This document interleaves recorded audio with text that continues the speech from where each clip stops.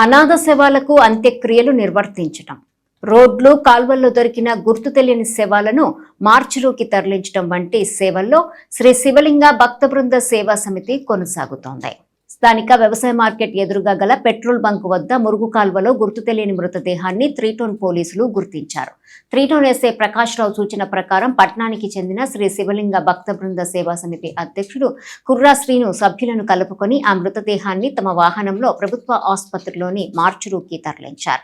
మృతదేహం వద్ద ఉన్న డ్రైవింగ్ లైసెన్సు ప్రకారం lorry driver R Senthil Kumar గా గుర్తించారు. నిమ్మకాయల రవాణాకు లారీలో లోడ్ చేసి మద్యం సేవించి ఉంటాడని భావిస్తున్నారు.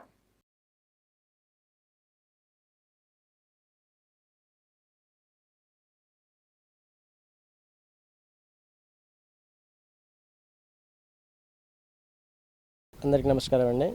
ప్రతినిత్యం కూడా వివిధ కార్యక్రమాల ద్వారా మరి పేదలకు అన్నదాన కార్యక్రమం, ఎవరైనా నిస్సహాయ స్థితిలో కానీ అనాథలుగా చనిపోతే ఆ పార్థివ దేహాలని మరి దానమైతే దానం, కన్నమైతే కన్నం చేయటం, మరి లేదన్నప్పుడు నిర్ధారణ కానప్పుడు పోలీసు వారి అనుమతితో తీసుకొచ్చి మరి తెనాలి జిల్లా వైద్యశాల మార్చినందు భద్రపరుస్తూ ఈ సేవలు అందిస్తా కొన్ని సంవత్సరాలుగా జరుగుతుంది. ఈరోజు ఉదయం 11 గంటల ప్రాంతంలో 3 టౌన్ ఎస్ఐ గారు ప్రకాశరావు గారు ఫోన్ ద్వారా తెలిపారు, మన తెనాలి వ్యవసాయ మార్కెట్ ఎదురుగల జియో పెట్రోల్ బంక్ ప్రక్కన ఒక మృతదేహం ఉంది, కాల్లో పడిపోయి ఉన్నాడు మురికాలలో, ఒకసారి మీరు వచ్చి రాగలరా అన్నారు. వెంటనే మేము స్పందించి మా సేవా సమితి సభ్యులు చెప్పగానే వెంటనే స్పందించి ఈ యొక్క పార్థివ దేహం దగ్గరికి వచ్చేసరికి ఇతను బొక్కబార్లో పడిపోయి ఆ మురికాల బాగా లోతుగా ఉంది, బార్లో పడిపోయి చనిపోయి ఉన్నాడు. మరి చుట్టుపక్కల వాళ్ళు విచారించినప్పుడు పోలీసు వారు అతనితో పాటు ఒక లారీ క్లీనర్ ఉన్నాడు.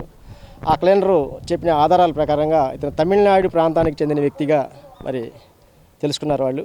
అయితే ఇతని పేరు చందన్ కుమార్, లారీ డ్రైవర్గా వర్క్ చేసుకుంటూ నిమ్మకాయని ఎక్స్పోర్ట్ చేయడానికి మన యార్డ్కి ఈ ప్రాంతానికి వచ్చాడు అతను. మరి మద్యం సేవించి ఏదన్నా పొరపాటు జరిగిందా, లేకపోతే అక్కడ మరి చిన్న కాలవే పడితే చనిపోయేంత కాలువ కూడా కాదు, మరి ఎలా జరిగింది అనేది అర్థం కాలేదు. బహుశా మేమైతే మద్యం సేవించి ఏమన్నా బొక్కబార్లో పడిపోయాడు కాబట్టి గాలిఆడకు చనిపోవచ్చు అనుకున్నాం. ఆ పార్థివ దేహాన్ని పోలీసు వారి సహాయంతో మేము కూడా ఆ మృతదేహాన్ని కాలువ దిగి దాన్ని తీసి ఈ రోజున తెనాలి జిల్లా వైద్యశాల మార్చినందు భద్రపరచడం జరిగింది. తదుపరి దీని వివరాలు